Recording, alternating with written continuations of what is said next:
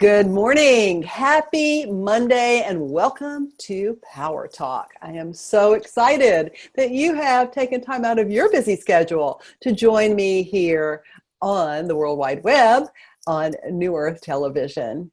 And I've got a great show lined up for you today.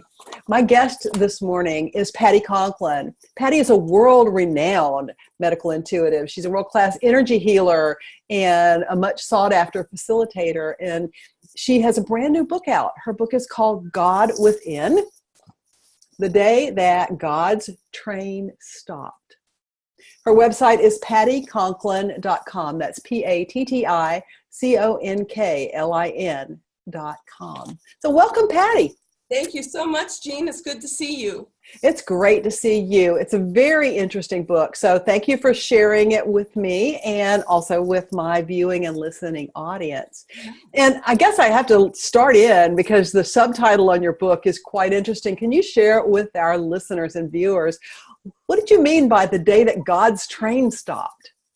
Well, it was something that the publisher and I went back and forth on, the title and the subtitle. But when I was 7, I was given instruction that 38 to 42 would be my greatest growth years of learning. And at 38, a few weeks before 38, I had a dream. And I was on this train. And there was all sorts of paranormal stuff happening. There were 3 adults, or 3 couples, and they each had a son. And the sons were identical looking. The couples were different, but the sons were identical looking. And they were freaked out with all the stuff that was going on in the train. And they're like, we have to get off of here. We have to get off of here. And I'm like, no, we're okay. We're okay. And pretty soon one of the men jumped out of a window to try and get on a horse. And that didn't work. And all of a sudden the train stopped. And I looked out the window and I realized it was off the tracks. And all of a sudden I turned around and Jesus and Mother Mary were standing there. Now, Mother Mary is not someone who I normally go to, and or Jesus. I mean, Jesus appears when my personal life is going to shift. And so it shifted, and I think we got a call coming in. And Jesus said this to me. He said, you now have a choice. You can get off this train and continue living life the way you'd like to, or we'll put the train back on the track.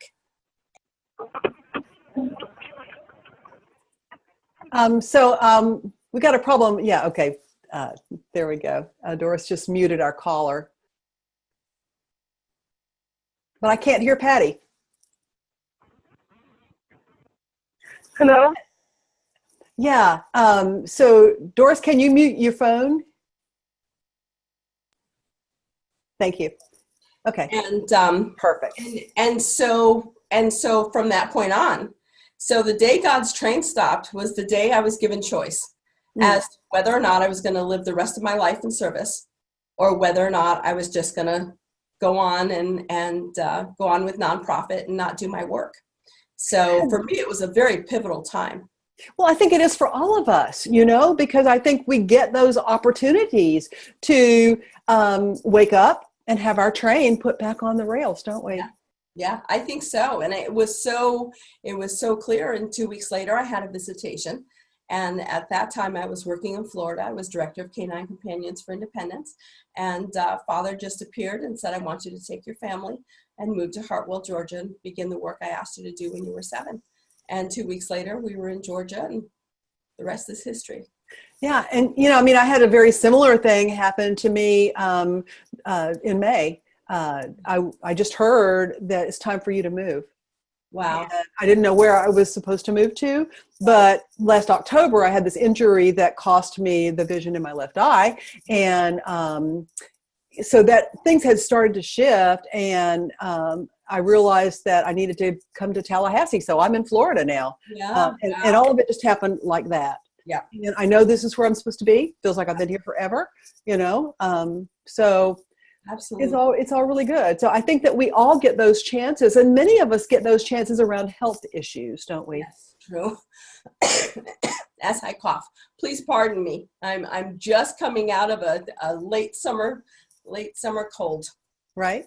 which I get about every 5 years, and it just happened to be this week. So, oh boy. Yeah, but I mean, a major health crisis gives us this opportunity to listen to our guidance and to decide, are we going to get back on track or not? absolutely. Yeah. One of the things that I really enjoyed about your book had to do with words. Yes. And how, Florence Scovel Shinn said this around the turn of the century, your word is your wand. Yes. And we create a lot in our reality with our words. But can you share with the listeners how the words that we think and the words that we speak can actually affect us with respect to our physical health and what we create in our bodies? Absolutely. Our words, what we think and what we say, literally go down into the cells of our body. And as they go down into the cells of our body, they store. And the same words will store over and over and over again in the same part of the body. And so it's just imperative that you pick your words with caution and that you choose them with caution. And the thing is, I always want you to validate how you feel.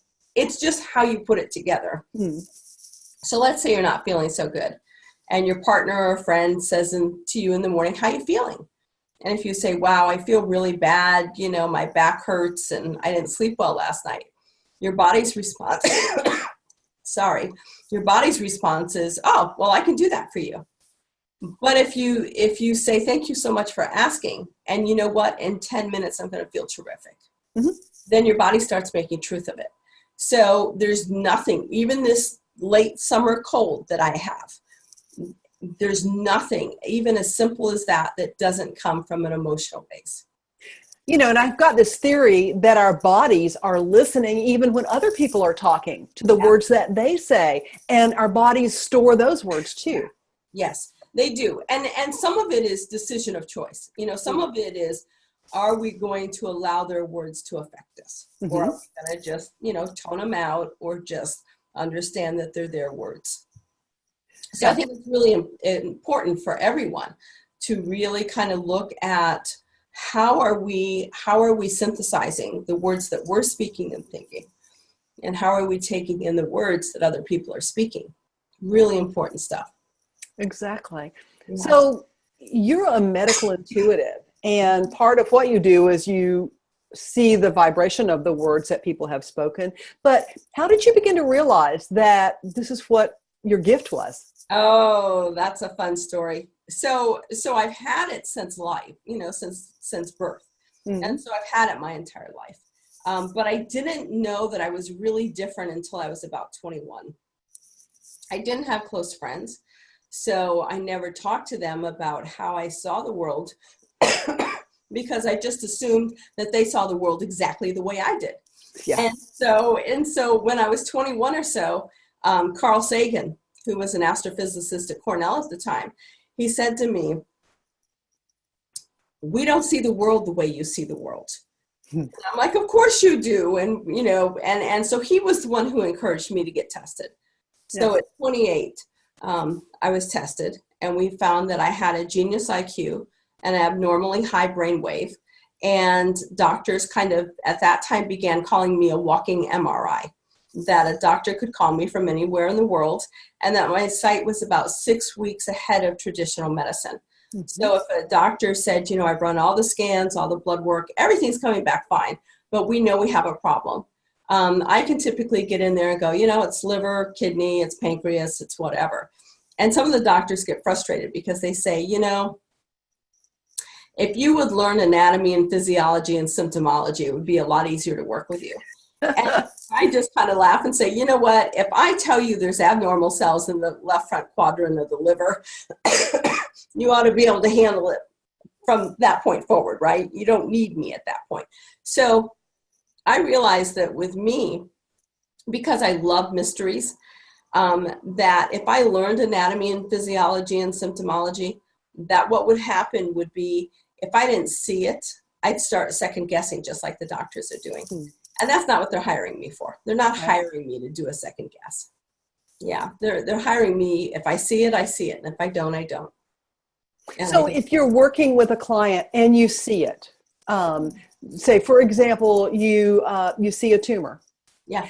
Are you also able to work with the client's body to help them to process through that and let it go?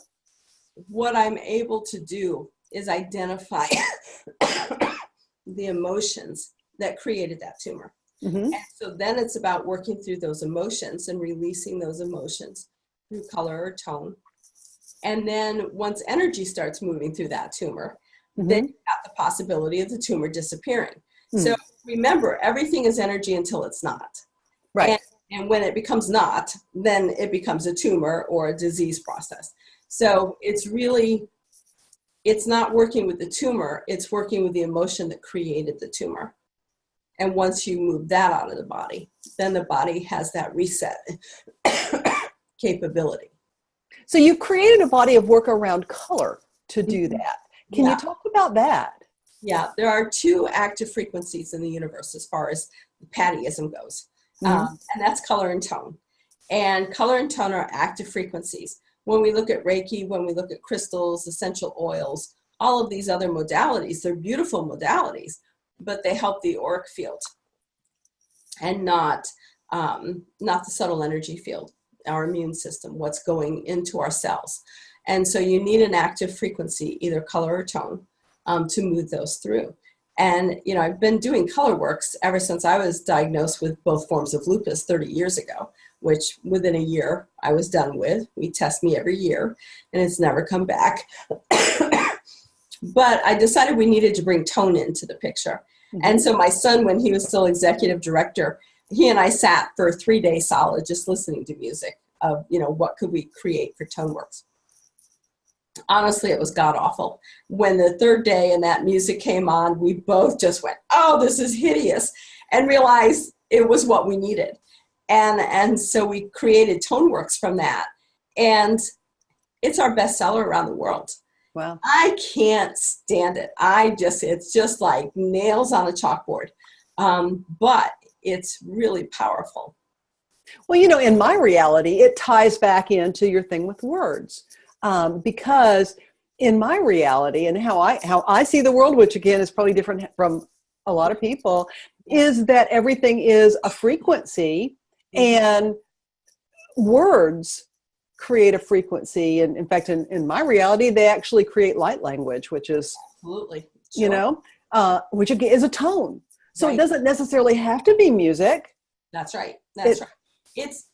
It's just understanding. And I think that this is where people are really beginning to come into alignment, is that if you have a tumor, and you've got the blockage of, let's say, a 3 centimeter tumor, you've got maybe 100 layers. Let's say it's frustration. You've got 100 layers of different variables of frustration. Sometimes you're incredibly frustrated. Sometimes you're only slightly frustrated. And so every single layer is a different layer of frustration, different level, different frequency. And so you've got to be able to peel each layer off. Mm-hmm. And it's why we need such a large volume of different tones or different colors, because each one will work its way through the layer. And it's why we don't have technology yet that can handle it. Your body does the best job ever. Mm-hmm. But we don't have technology that can change so rapidly. You know, if you're having somebody breathe in color or breathe in tone, they may get 100 different tones just in one breath. They may get 100 different colors in just one breath. Mm-hmm. And we don't have the technology yet that can rapidly change all of that for us. So it's just a really important piece to be aware of. And people will say, well, you know, I'm an opera singer. Why am I sick? No, because you didn't give your body instructions first before you started singing. And secondly, the human voice can't do the whole range that we need.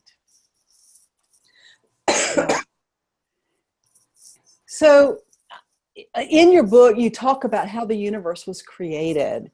And one of the terms that you use, I totally love, because I use this term a lot as well, the divine spark. Can you talk about the divine spark, please? In my world, the divine spark comes from creator, source, whatever we want to call it, God, Father. And we've got the soul inside of our body, and we have the divine spark. Most people recognize the soul. They don't recognize the divine spark. And so I kind of look at it as a 5-layer tier going inside. You've got the subtle energy field, you've got the soul, you've got the tunnel, and you've got the divine spark. So when somebody's going through a near-death experience, they talk about going up above and being able to see what's going on and then shooting through the tunnel towards the light. In my world, that's happening inside of your body, is that the soul is lifting up, and then it goes through the tunnel to the divine spark inside your own body. And the divine spark, that being of Father or Source, and the soul come together, and Source says, did you get your work done? And soul's like, no, I'm not quite done. And so they separate out and they continue on the journey. Mm-hmm. And when soul comes back and says, yes, I got it done, then they join, they merge, and they leave the body together. So everyone has, 4 or 5 checkout times during every lifetime. So that if everything's done, they have the opportunity to leave. And if it's not done, they can't leave. And I'm pretty convinced, after working with so many people over the last 23 years, that you don't have the capability of choice. That when your job is done, the soul is ready to move on to its next adventure. And people will say, well, they tried so hard to live. They wanted to live. They didn't want to leave. Well, consciously, that's true. But the soul is ready for its next assignment. Yeah.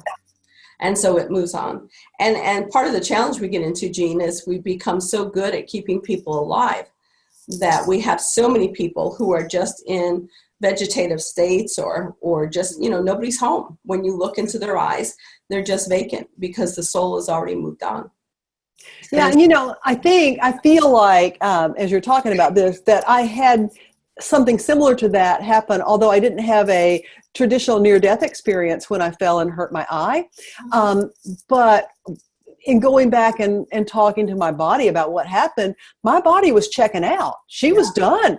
Yeah. She didn't want to be here, but I wasn't done. Yeah. And that's how come I didn't get any infection. I didn't, I was able to heal through this thing really quickly. Right. and come back to be where I was. And my body and I have renegotiated that whole thing. Yeah. I was like, okay, honey, you want connection? You need to find that within yourself. Yeah, exactly. You don't need to go back to the earth to get that connection. Right. And so that was a conversation that needed to be had. Yes. But next time, I think, my body and I will work together a little bit more gently on making sure that we're both on the same page. Yes, absolutely. We need it. Yeah, yes. Exactly. So much. So, you talk about the auric field, and you said something was in the auric field, and then you mentioned also the subtle energy bodies. What's the difference? Yeah, there's a huge difference. Okay, because I didn't realize that. I thought it was one and the same. The subtle energy field is what we came to this planet with. Okay. We were insubstantial beings. We were light beings. We didn't have shape or form.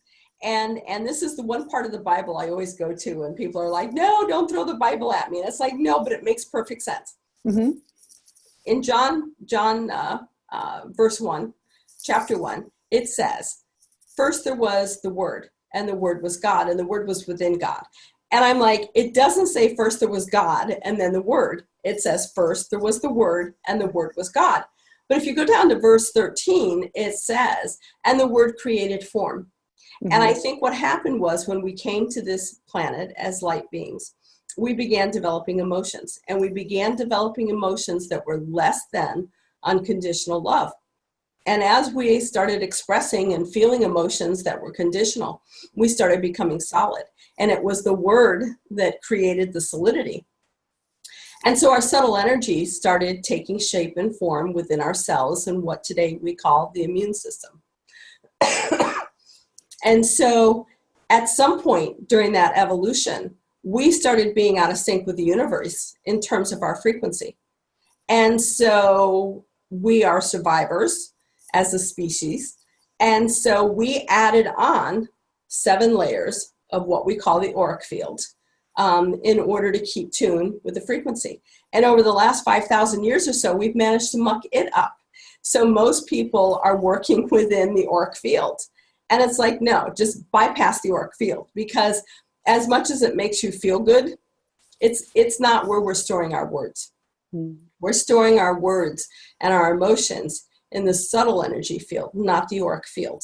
So the subtle energy field goes through every single cell of our body, and it's the immune system, and it's what we came to this earth with. Okay. You coined a phrase in your book that I totally love, and that phrase is shit. Shit. Yep. Spiritual human in transition. Absolutely. So, how'd you come up with that one, Patti? You know, I just started looking at life and realizing that as as we go through growth times, we typically go through a trauma, we go through a breakup, we go through something. And I realized that we're growing with every minute we speak and breathe. And when we're going through especially troubled times, we are spiritually growing into the next dimension for us. So the spiritual human in transition is the way that I started looking at shit. And the worse the shit got, I'd say, wow, I am really growing on this one. I am learning so much. And I'd wait for that whoosh that would just take me out of it and realize that I was through it. And what did I learn from it? Absolutely. And, and I got to tell you that's the most apt description for the whole process that I've gone through since last October. There's not one aspect of my life that hasn't changed since October 22nd, but it's all so much better than it was before that happened. Well, and I think that's what's that's the best that we can come out of every situation. Is our job is to learn the good that came out of the situation we were in, because good will always come out of bad. So what did I learn during that time span? What did I learn? 2 years ago, I was pretty ill and I was in the hospital for 6 days, and my kids know not to show up. They just know that, if I need something, I'll have doctors, nurses call them, whatever, but just leave me alone, because this is a time for deep reflection. Mm-hmm. And so the doctors were coming in and like, well, we think it's this, we think it's this, we think it's this. And I'm like, okay. I'm listening to the Western model. And they're like, yeah, you're probably not going to live much more than 5 or 6 weeks. And I just kind of went, thank you very much. Thank you. But that's not my philosophy. So, let me look at it. And so I had to start looking deep as to what was the emotional base underneath that illness. And so I started working through it. And what would happen is I'd start working with it and I'd get tired. And 2 weeks later, I'd be back to the emergency room for the day. And then I'd come back home. And then it'd be 2 weeks later, I'd be back to the emergency room, which took place about 6 months. And then I finally went, okay, I'm staying on it. I'm staying on point. I'm staying present. And so I went into the space of, what is it that I really need to be looking at? And really, Jean, for me, it was amazing. Betrayal came up. And I would never have said that I was someone who felt like a victim or felt like a martyr. And I couldn't understand. And yet the deeper I dug, the deeper I realized I had very deep-seated feelings of betrayal. And as soon as I started working through those, everything else was pretty darn good. And so it wasn't a matter of having to, go through diagnostics and go through their medications and so forth. It was really a matter of me sitting back and going, you know what, this is what it is. And it may not make cognitive sense to me, but you need to start looking at your life through the different betrayal aspects. And I did. And, it's been 2 years and I'm still here. So, I think that I was successful in that, but I'm always aware now of, am I feeling a betrayal aspect coming up? So I think that even when you fall and you damage an eye, it is still critical to look at why did you fall? Right. Why did you fall? Why did you pick that area of your body? Because I don't think that there's just accidents. I think that everything has meaning. Exactly. Yeah. So can we actually bring some of these things in with us to process from other lifetimes? I think so. I mean, I think it really depends on your belief systems of lifetimes. Mm. There's kind of three that we go with. There's the one that we're reincarnated. Our soul comes into another body and we're reborn and we're going through the next sojourn. Edgar Casey's philosophy is that there's a universal mind and that when you die, your soul goes to the universal mind. And if you have a frequency level of Cleopatra and there's one memory that matches that frequency, then that's why we have 1 million women who were convinced that they were Cleopatra, or why we have 10 million people convinced that they were an apostle of Jesus, is because they merge with that frequency.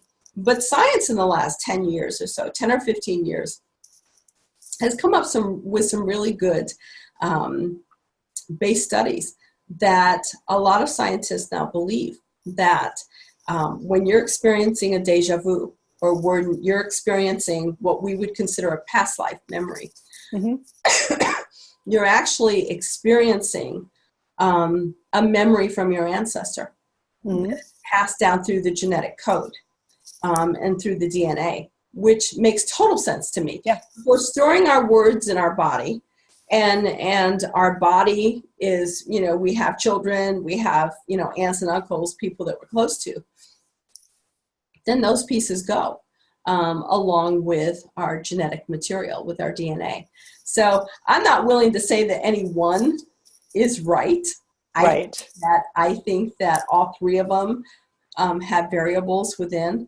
But I think that what I don't like, Jean, and I've seen people do it throughout my work life, is this. They'll say, I'm really poor this lifetime, but I was a nun in my last lifetime and I haven't learned the lesson. So it's okay for me to be poor. No, it's not. So I run into people all over the world who use past life as an excuse not to be productive in this lifetime. They latch onto it and they're like, oh, this is why I can't succeed. And it's like, you succeed because you're holding on to what someone told you in an innocuous setting, who could have been right or could have been wrong, as is all of us. You've chosen to hang on to that. And so because you chose to hang on to it, that's your reality.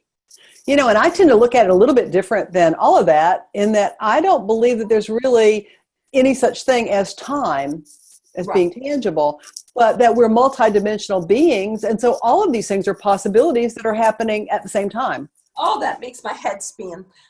When people talk about that, I mean, I agree. It's gotta be, it's gotta be possible.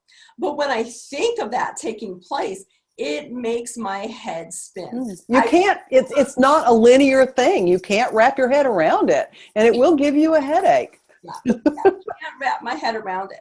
And so, I listen to friends who, that's their agenda. It's what they teach. And I listen to them and I'm like, you just don't make any sense to me. And they laugh and they're like, well, obviously your forte is the body and not parallel lives, because it seriously doesn't make sense. And yet at the same token, I absolutely believe that it could be happening that way. And if you take it right back to where we started the show, talking about words and frequencies, it's just energy. Yeah. It's all just energy. And so if you had the frequency of being a nun in another lifetime, and it's happening right now, it's just another aspect of yourself, and you're still holding on to that frequency, and you're using it as an excuse to be poor, when Jesus came and he said you should have life and have it abundantly. He didn't say you had to be poor. I don't care if you were a nun or not. Exactly. Exactly. So yeah, it really, people do the same story, leading in from another parallel dimension, that another reality. And it's like, okay, that makes total sense, but I can't wrap my brain around it. And yet I think we can move into other dimensions and change our thought process of that. There's this one show on Star Trek, Next Generation. And I always think about it when it airs, because Picard is jumping through time, right? And as he gets into one dimension, he's realizing he's creating chaos in another.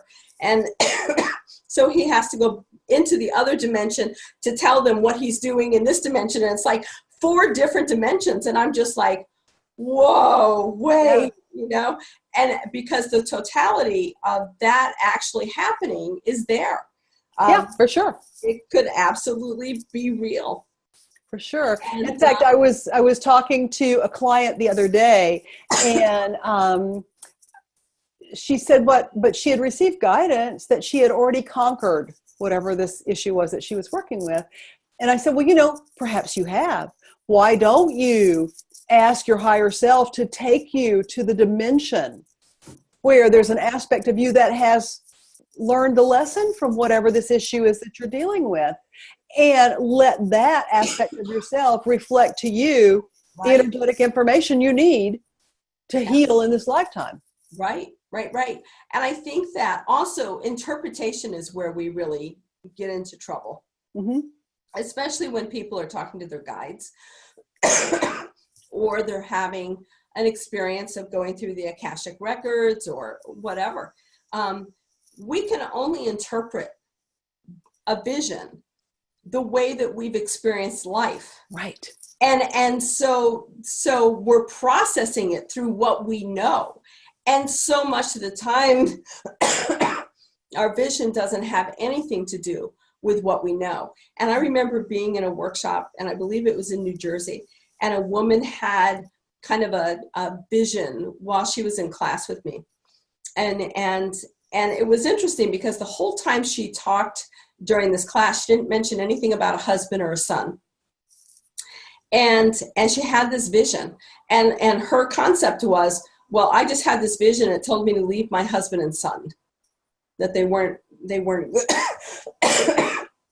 for my highest good. And I'm like, whoa. How did you ever interpret that?